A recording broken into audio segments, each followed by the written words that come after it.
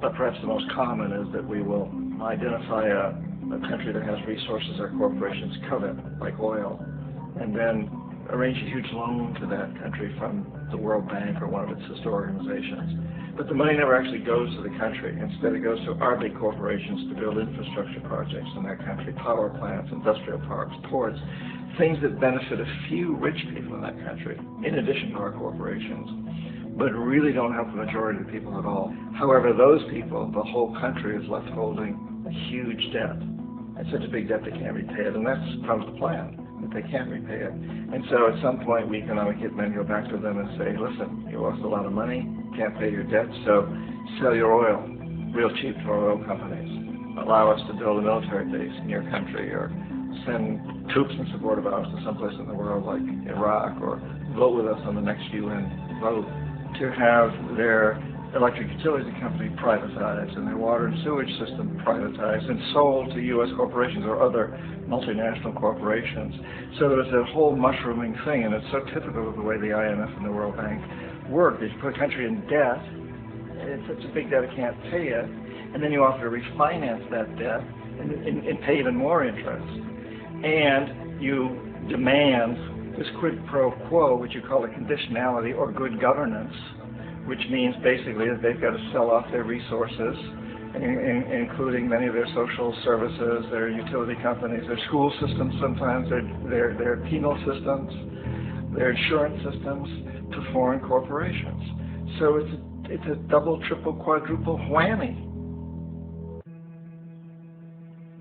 Ecuador for many, many years has been ruled by pro-U.S. dictators, often relatively brutal. Then it was decided that they were going to have a truly democratic election. Jaime Roldos ran for office, and his main goal, he said, as president, would be to make sure that Ecuador's resources were used to help the people. And he won, overwhelming, by more votes than anybody had ever won anything in Ecuador. And he began to implement these policies to make sure that the profits from oil went to help the people.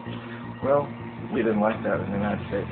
I was sent down as one of several economic hitmen to change Roldos, to corrupt him, to bring him around, to let him know, okay, you can get very rich, you and your family, if you play our game, but if you continue to try to keep these policies you've promised, you're going to go. He wouldn't listen. He was assassinated. As soon as the plane crashed, the whole area was cordoned off. The only people allowed in were U.S. military from a nearby base and some of the Ecuadorian military. When an investigation was launched, two of the key witnesses died in car accidents before they had a chance to testify. A lot of very, very strange things that went on around the assassination of Jaime Roldos. I, like most people who really looked at this case, had absolutely no doubt that it was an assassination. And of course, in my position as an economic hitman, I was always expecting something to happen to Jaime, whether it be a coup or assassination, I wasn't sure, but that he would be taken down because he was not being corrupted. He would not allow himself to be corrupted the way we wanted to corrupt him. And in that way, we've really created an empire, but we've done it very, very subtly. It's clandestine. All the empires of the past were built on the military, and everybody knew they were building them. So that the British knew they were building them, the French, the Germans, the Romans, the Greeks. And they were proud of it, and they always had some excuse like spreading civilization, spreading some religion, something like that. But they knew they were doing it. We don't. The majority of the people in the United States have no idea that we're living off the benefits of a clandestine empire, that today there's more slavery in the world than ever before. And in a way, our government is invisible a lot of the time, and its policies are carried out by our corporations on one level or another. And then again, the policies of the government are basically forged by the corporatocracy and then presented to the government. They become government policies. So it's an incredibly cozy relationship. This isn't a conspiracy theory type of thing. These people don't have to get together and plot to do things. They all basically work under one primary assumption, and that is that they must maximize profits regardless of the social and environmental costs.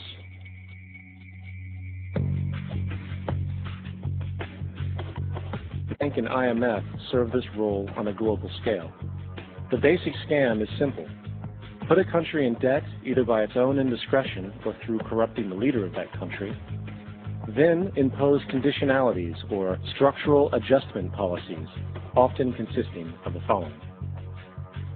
Currency devaluation. When the value of a currency drops, so does everything valued in it. This makes indigenous resources available to predator countries at a fraction of their worth. Large funding cuts for social programs. These usually include education and healthcare, compromising the well-being and integrity of the society, leaving the public vulnerable to exploitation. Privatization of state-owned enterprises.